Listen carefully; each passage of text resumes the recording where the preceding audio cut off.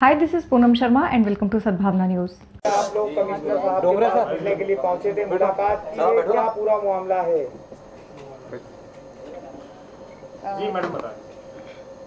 अभी जैसा कि हमने ज्ञापन दिया है, हमारी एक ही मांग है कि जब तक जिलाधीश महोदय मनीष सिंह सर को नहीं हटाया जाएगा तब तक हम कोई भी काम पर नहीं लौटेंगे। क्या कारण है आप उन्हें हटाना चाह रहे, क्या हो गया था?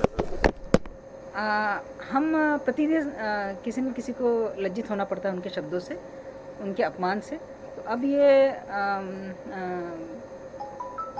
ये अब और हमसे नहीं सहा जाएगा और हम इस तरह से अब उनके विरोध में खड़े हो गए हैं और अब उनको हम और किस तरीके की परिस्थितियां बन रही हैं? आप लोग भी 24 आवर काम कर रहे हैं, प्रशासनिक अधिकारी भी काम कर रहे हैं, जनता को इसमें जरूरत है डॉक्टर्स की। ऐसी क्या परिस्थितियां बन रही है पिछले 1 साल में जिसके चलते ये कदम उठाना पड़ रहा है इतने डॉक्टर्स? वो तो आप लोग डेली अखबारों में देख ही रहे थे कि हमारे साथ में क्या बर्ताव हो रहा है। तो अब हम दे चुके हैं। तो हंसा नहीं सर, आप मीटिंग्स में होता क्या था? जी सर आप ही बता दीजिए। जैसा कि आप सभी लोगों को विदित है, लगभग पिछले 14 महीने से स्वास्थ्य विभाग, नगर निगम, पुलिस विभाग और हमारे जो इतने पैरामेडिकल्स हैं सभी जी जान से लगे हुए हैं। और ये भूल के भी कि महिलाओं को 5 बजे बाद मीटिंगों में ना बुलाया जाए, 10-10 बजे तक महिलाओं ने मीटिंगें अटेंड करी है, चाहे वो हमारी आशा कार्यकर्ता ही क्यों ना हो। लेकिन इन सब के बावजूद लगातार आप लोगों के द्वारा अखबारों के माध्यम से भी आपको विदित हुआ होगा कि कहीं ना कहीं ऐसे असंसदीय शब्दों का प्रयोग किया जाता है जो बताना मुश्किल है। और इस वैश्विक महामारी में अपने शहर को बचाने के लिए सभी लोगों ने अपना अपमान का घूंट पीते हुए काम करते रहे। वर्तमान परिस्थितियों में चीज़ असहनीय इसलिए हो गई है कि विभाग की एक प्रथम श्रेणी महिला अधिकारी, मुझे बोलना नहीं चाहिए लेकिन अब चूंकि इस स्तर तक बातें आ गई हैं, हम ये भी बोल सकते हैं कि वो अनुसूचित जनजाति से संबंध रखती है, हम ये भी बोल सकते हैं कि वो महिला हैं और उनके सम्मान की पूरी रक्षा की जानी चाहिए। यदि वो कोई अधिकारी काम नहीं करता तो 2 महीने पहले आपके साथ वो काम कर रहा था, तब बहुत अच्छा था। अचानक से पिछले 1-1.5 महीने में क्या हो गया कि उनके लिए आपके पास ऐसे शब्द हैं जो वो स्वयं बयान नहीं कर पा रही है। जाति सूचक शब्द बोले थे, ये क्या था?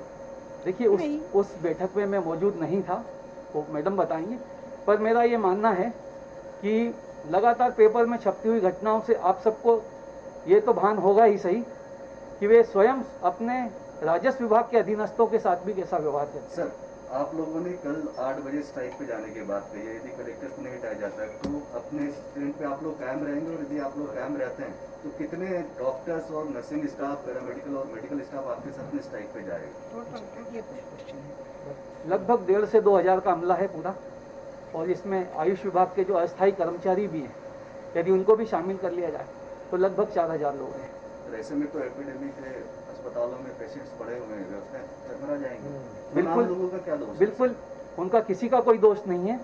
सवाल ये भी है कि हम सरकार से की गई घोषणाओं के बारे में बात नहीं कर रहे हैं, हम छोटी सी बात कर रहे हैं हमारे सम्मान की। और हमारा सम्मान केवल यदि एक व्यक्ति बार बार अपमानित कर रहा है और उसको परिवर्तित करके यदि व्यवस्थाएं सुचारू की जा सकती हैं तो सरकार को सोचना चाहिए। उतने समय से आप लोग देखिए मैं फिर से दोहरा रहा हूँ कि हमारे एक वरिष्ठ महिला अधिकारी द्वारा इस्तीफा दे दिया गया है, और यदि आज हम उनके साथ खड़े नहीं होते तो इससे ज़्यादा शर्मिंदगी की चीज़ हमारे पूरे विभाग के लिए कुछ नहीं हो सकती थी।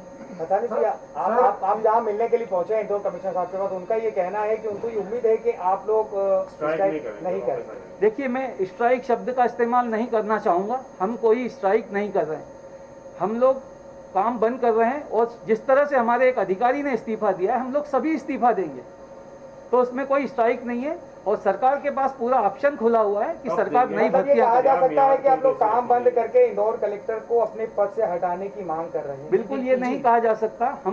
हम किसी व्यक्ति की बात नहीं कर रहे हैं, हम व्यक्ति की बात नहीं कर रहे हैं, हम बात कर रहे हैं व्यवस्थाओं की। और व्यवस्थाएं यदि इस तरह से चरमरा जाए, जिनके हाथ में व्यवस्था चलाना है वही व्यवस्थाओं के प्रति संवेदनशीलता को खो दें तो मुझे लगता है कि उसका कुछ ना कुछ निराकरण शासन को करना चाहिए। मैडम आपने इस्तीफा दिया है, आप क्या मांग कर रहे हैं वापस ले? जो आपने इस्तीफा दिया, रिकग्निशन दिया है हेल्थ कमिश्नर को, उसका भी